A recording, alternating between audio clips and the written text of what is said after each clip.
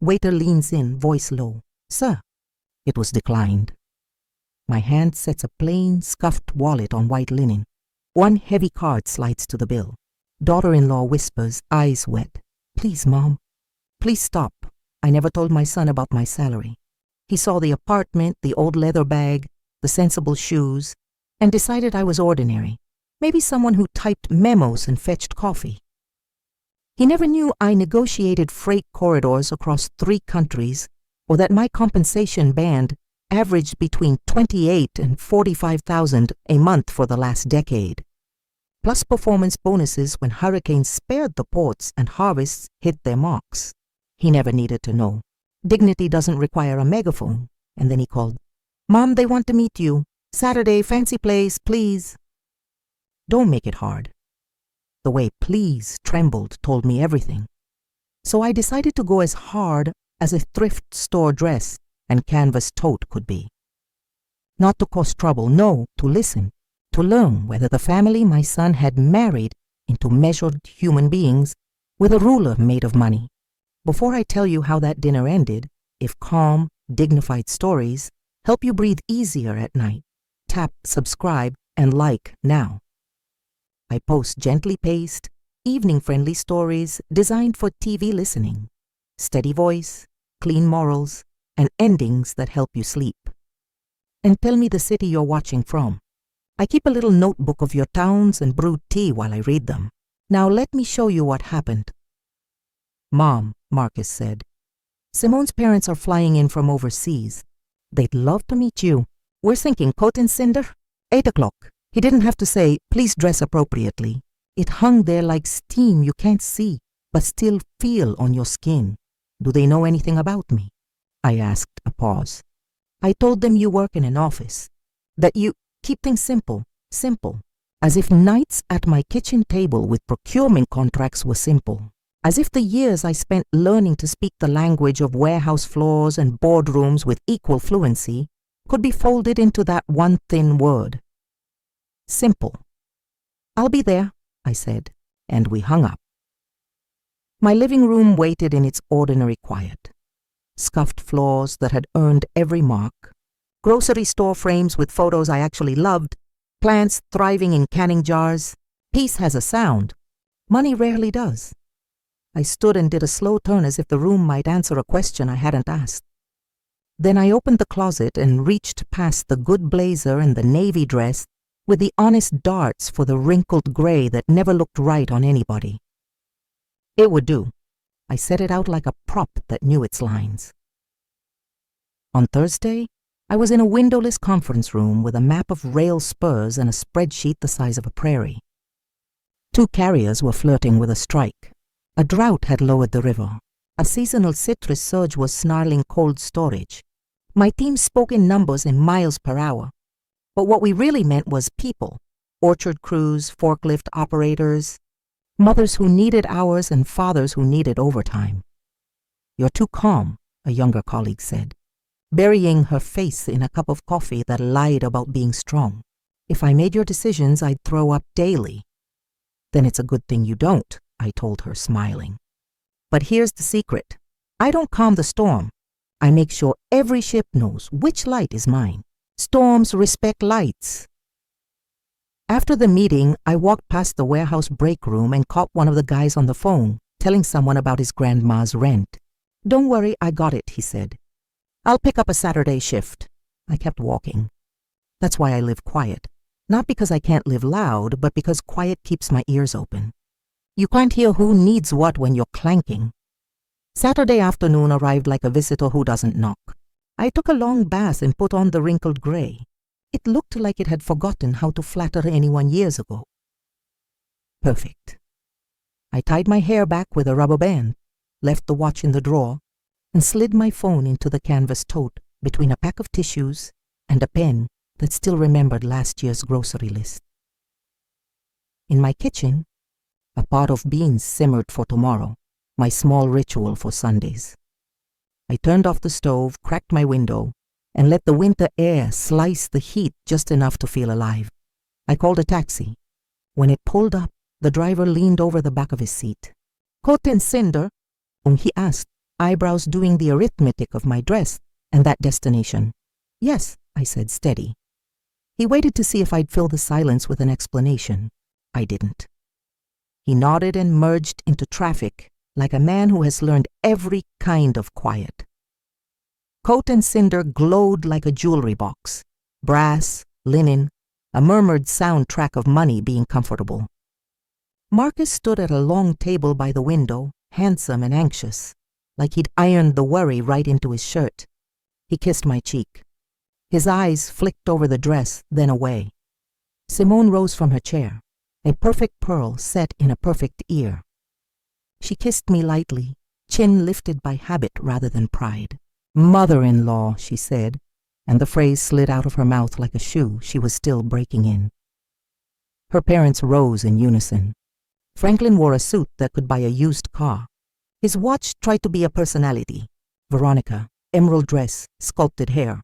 Her beauty was the kind that expects the room to apologize for existing first. "Ah," she said, eyes traveling from my shoes to the tote.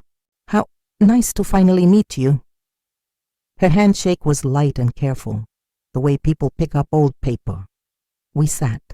Menus arrived. Heavy cardstock that preferred French to honesty. I opened mine and let the letters swim. "I'm afraid I don't read this language," I told the waiter softly. "I'll order for her," Veronica said. Something modest, Marcus flinched. Simone folded her napkin with surgical precision. Franklin asked for a wine older than my sofa. They spoke the way climbers climb, over hotels, properties, yields. I nodded and said, "How nice, and you must be proud, and what a journey." It costs nothing to be polite, and sometimes the cheapest thing buys the most information. "Simone has always had the best," Veronica said. "We invested in her, schooling, travel, the wedding. The down payment when she married Marcus, she let the sentence dangle for admiration. She didn't ask how I supported mine. But sometimes silence is a question too." The food arrived, artful commas on white porcelain. Veronica cut her steak with the exactness of someone auditioning for a television show about knives. "Quality is worth paying for," she said to me, "if you can tell the difference." "I suppose it is," I answered, "if you still enjoy the taste when the bill arrives." She laughed like a bell you buy in an airport. "Oh, you're funny." Franklin quizzed Marcus about projects, titles, future raises, the way a man checks the tread on a tire he intends to drive hard. Simone glanced at me occasionally, as if to check whether I was still made of the same material when no one was watching. When the waiter poured more wine, Veronica leaned toward me, smile wrapped in chiffon.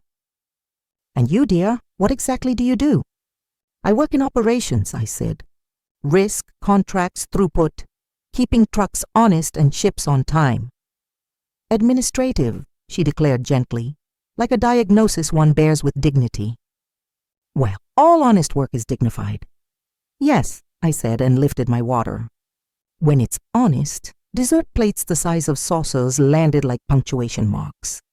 Veronica dabbed the corner of her mouth, squared her shoulders for a speech she'd practiced in the mirror, and took Simone's hand as if motherhood would bless what came next.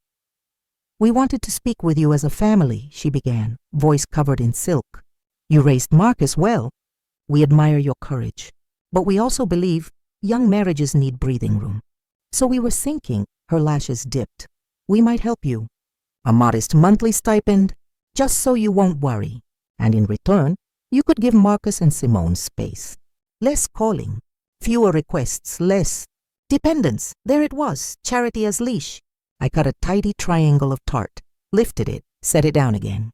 "How much is modest?" I asked. She exchanged a glance with Franklin, the kind couples share when they think the world is theirs to arrange. 5, maybe 700. Whatever seems respectful. Respectful, I repeated as if trying on the word, like a tip for refilling a glass without spilling. To her credit, she blinked. Simone's fork paused halfway to her mouth. Marcus stared at his hands, which had suddenly turned into problems. "I'm grateful you're thinking about my comfort," I said, and meant it oddly. "May I ask 3 questions?" "I work best when the numbers are honest." She warmed at numbers. Of course. The down payment, you said you helped. May I ask how much? 40, Franklin said, with the experienced modesty of a man who hopes for applause but won't demand it. And the honeymoon, 15. 3 weeks in Europe. Culture is an investment. Such love, I said. The kind that itemizes. I kept my voice soft. I wasn't there to win. I was there to see. I could have offered a sermon about class. Instead, I gave Veronica what she respected most, a number, properly framed. I work in logistics, I said. Operations oversight across multiple regions. For the last 10 years, my compensation band has averaged between $28,000 and $45,000 a month. Some years higher, bonuses as the winds allowed. Stock when the board felt generous. I live quietly because I like to hear my own soul. But quiet is not the same as small. Silence changed color. The waiter floated past with a tray and nearly drifted into a different dimension. Marcus swallowed, a sound I hadn't heard since he was 8, and broke the neighbor's window with a baseball. Simone blinked as if someone had rotated the room 15 degrees. Veronica's smile held, but the skin beside her eyes forgot its lines. You make what? Enough, I said gently, to know the difference between wealth and noise. I didn't mention the year I took less to keep a plant open through winter, or the way a young warehouse lead once pressed, a crayon drawing into my hand after his shift because his daughter had asked him to give it to the lady who makes the trucks bring the right things. Numbers. Can't tell those stories. Dignity can. Franklin asked for the check with a flourish men learn from movies. The waiter placed the leather folio like a priest, sets bread on a table. Franklin slipped in a gold card as if it were destiny. The waiter returned, lean with apology. I'm so sorry, sir. It seems this one was declined. Franklin's neck changed shades. Run it again. It returned like a bad dream. This one too. The room cooled. I didn't smirk. I didn't speak. I lifted that plain wallet of mine, its edges softened by years of bus passes and grocery receipts, and slid out the card that weighs more than it looks. Not unlimited. Nothing on earth is, but sufficient. I pressed it lightly to the bill and looked at Veronica, not unkindly. Allow me. She stared at the rectangle like it was an X-ray of her own chest. For the first time that evening, sound took a step back. You could hear the silverware thinking. When the receipt came, I added a tip that could pay someone's electricity through winter and tucked a note beneath the leather. For the team who kept their eyes gentle. No lecture. Just math and a sentence. I stood lifting my canvas tote, the poor woman's handbag that had carried 1,000,000 quiet days. Thank you for dinner, I told the table. And for your honesty. It's rare and useful to see the weight of words when a person thinks no one important is listening. Is that what this was? Veronica asked, voice trembling. A performance? I won't insult you or myself, I said softly. It was a test. Of you, of me. What kind of family has my son married into? Tests aren't cruel, Veronica. They reveal. And then I surprised myself. I touched her wrist, a mother to a mother. You are not a villain in my story. You're a woman who once learned that money is the difference between safety and fear. I respect the lesson. I disagree with the curriculum. Her mouth opened. Nothing came. That happens when shame and understanding collide. A person can't speak while they're being rearranged. Outside, the night smelled like rain that changed its mind. The taxi driver glanced at me over his shoulder. Rough dinner? He asked, kindness tucked into the joke. I left with more truth than I brought, I said. He grinned. Spicy. Where to, ma'am? We rolled through the city. He told me about his wife, gone 3 years, and how he still wears his wedding band because some promises don't expire. I listened. I tipped well. I told him the soup at Valentina's heals most things. It seemed important that 2 strangers exchange small antidotes. People get loud when they're empty, he said at a red light. You're awfully quiet. That's a good sign. Quiet is just a person putting their heart back where it belongs, I said. He tapped the wheel. You sound like my wife. I paid the fare with bills I fold the same way every time, and stepped into a night that felt newly washed. Marcus called at 8. My boy was always punctual. Mom, he said, voice rough with the kind of sleep you don't rest in. We talked all night. Simone and me. Her parents too for a while. He exhaled. I told them no more jokes dressed up like generosity. No more buying our choices. No more measuring you with their yardstick. They called me ungrateful. I told them gratitude is beautiful only when nobody demands it. How did Simone hold? I asked. She cried, he said. But she didn't fold. Pride can make a mother sit taller in bed. We're setting boundaries, he continued. Not to punish. To protect. Sunday dinners on our terms. No surprise house keys. Money is a discussion, not a leash. If they can't agree, they'll see less of us until they remember how to be kind. That's not punishment either, I said. That's training hope. He was quiet.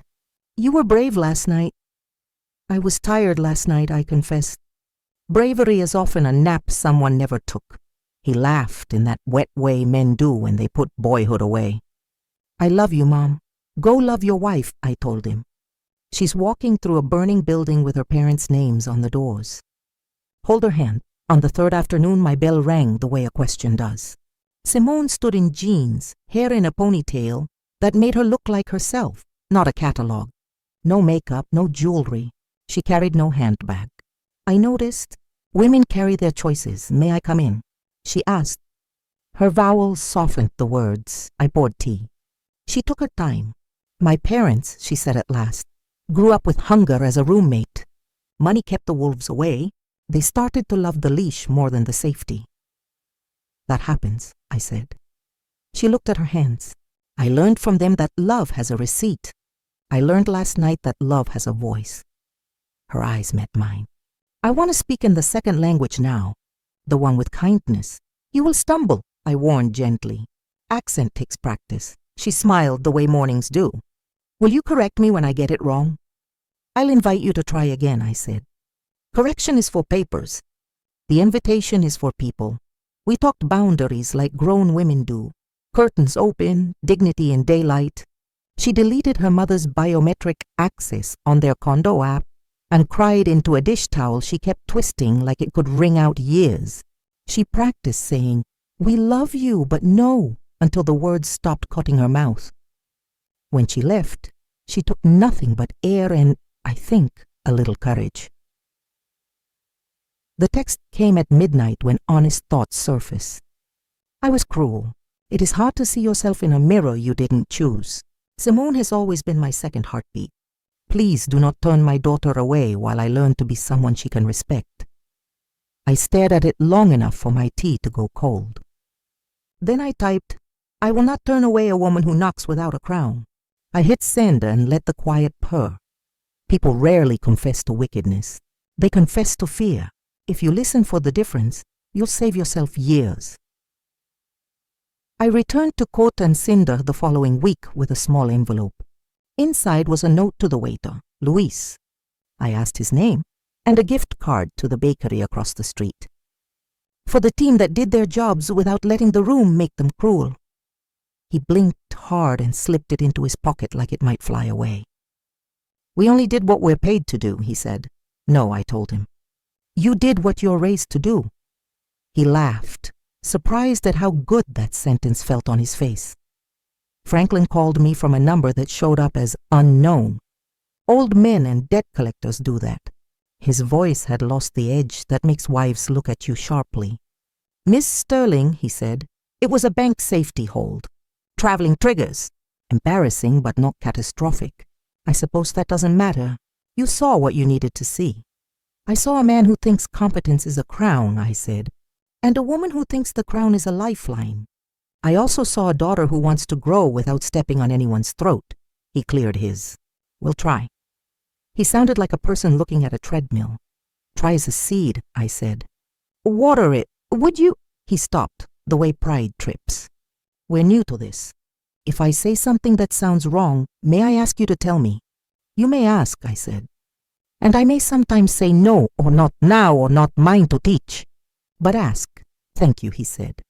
There are 3 kinds of thank you. The polite, the performative, and the one that tastes like metal. This one was metal. I know you wanted the drama, the declined card, the line about modest allowances, the moment a woman in a wrinkled dress lays down a card heavy as consequence. But many of you, my late-night listeners with the television glow for company, stayed for different reasons. The way a son learned to say no without throwing stones, the way a young wife unlearned a mother tongue, the way an older woman chose quiet as a weapon kinder than noise. That's why you write me from Toledo and Toronto and Tallahassee to say, I slept well last night because the world made sense for 30 minutes. It didn't, of course, but for a while we arranged the pieces by color until they formed a picture your heart recognized. I didn't argue at the table. Arguments only convinced the person speaking.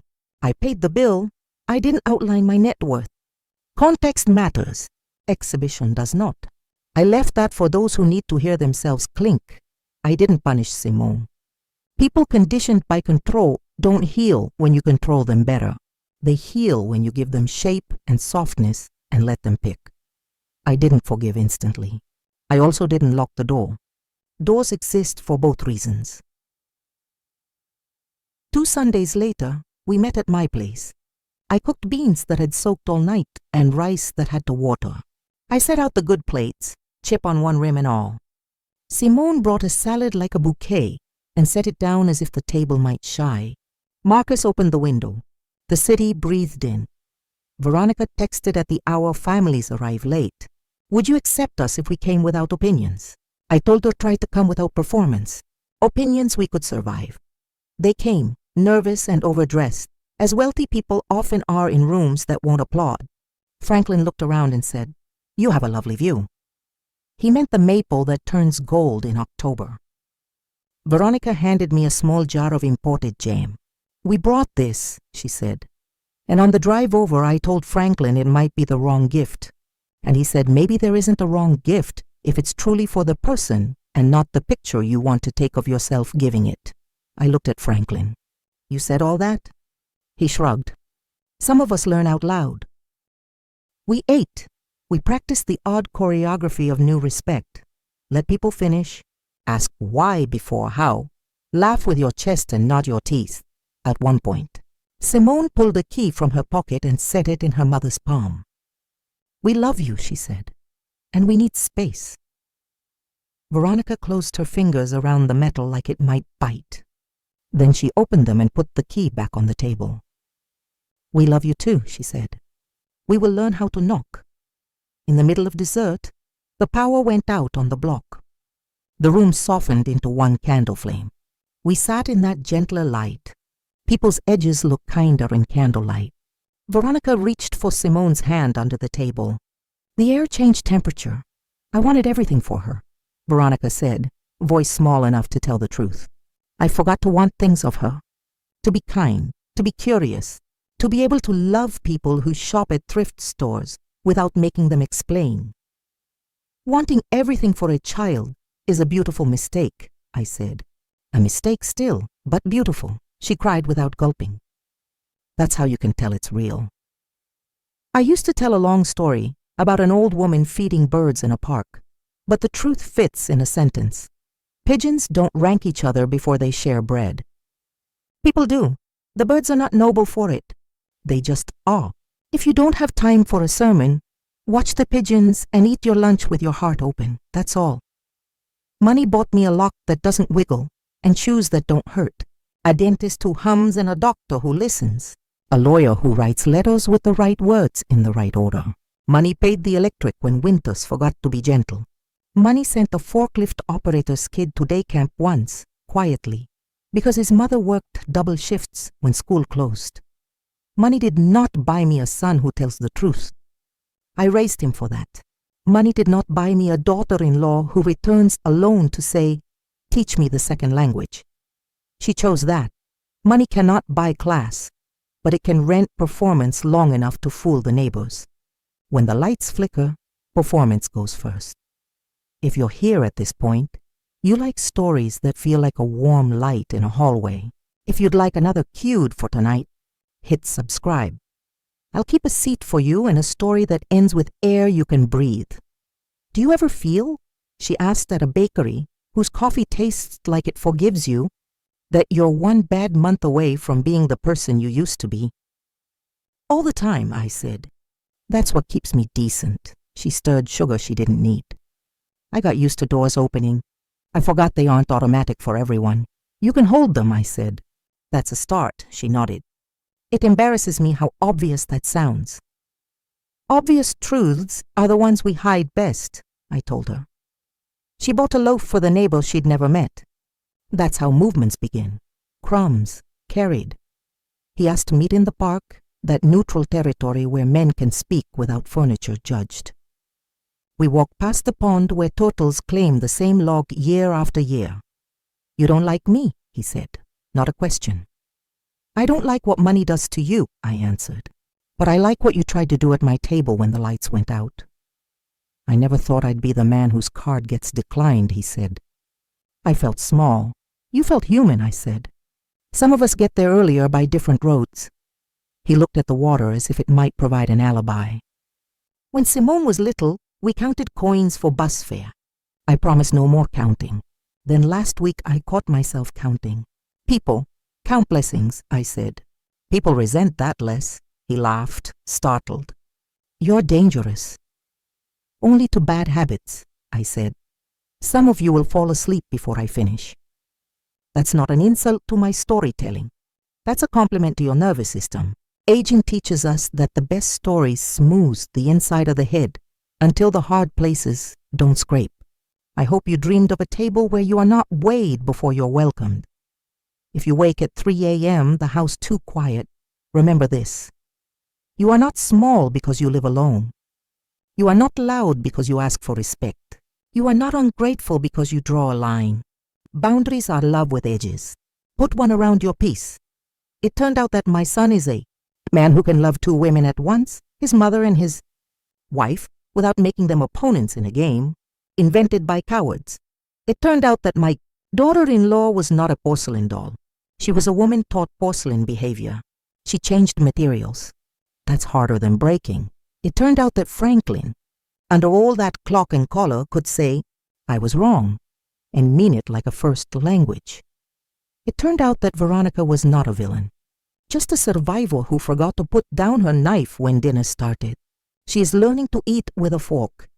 It turned out that I didn't need to show my bank statements to earn any of this. I just had to choose silence until it mattered, and then pick a sentence that fit the moment like a key. And it turned out that pretending to be poor didn't show me who I wanted to be. It showed me who everyone else already was, the canvas tote. It reminds me that carrying simple things doesn't make a woman simple. The wrinkled dress. It reminds me I am not my costume, the receipt from Kut and Cinder. It reminds me that paying the bill can be the gentlest way to end a war. A text from Marcus at 11:17 p.m. We're okay, Mom. We're learning. It reminds me that love has homework. Next time someone offers you a modest allowance to shrink yourself, open a window instead of your hand. Let the air in. Ask 3 questions. What do you need from me, really? What are you afraid of? What part of me are you asking me to sell for that money? If you cannot breathe while they answer, you've learned enough. A long table. Linen like a blank page. A woman in a gray dress not made to be admired. A daughter-in-law in pearls, trying to remember if pearls can be brave. A mother in emerald who looks the part of someone who wins. And a man in a suit who has mistaken control for care. A waiter with gentle eyes. A card that weighs more than it looks. A tip that keeps a light on in someone's kitchen through winter. A note that fits in a pocket. Thank you for staying kind. And somewhere off to the side, a chair pulled out, waiting. For whoever walks in without a crown. If this story sat with you a while, make room for another. The next one begins with a ring at the door and ends with a porch light that refuses to go out. Subscribe so you don't miss it. And tell me where you're listening from. I'll pour tea and meet you in the comments. Is this conversation helpful so far?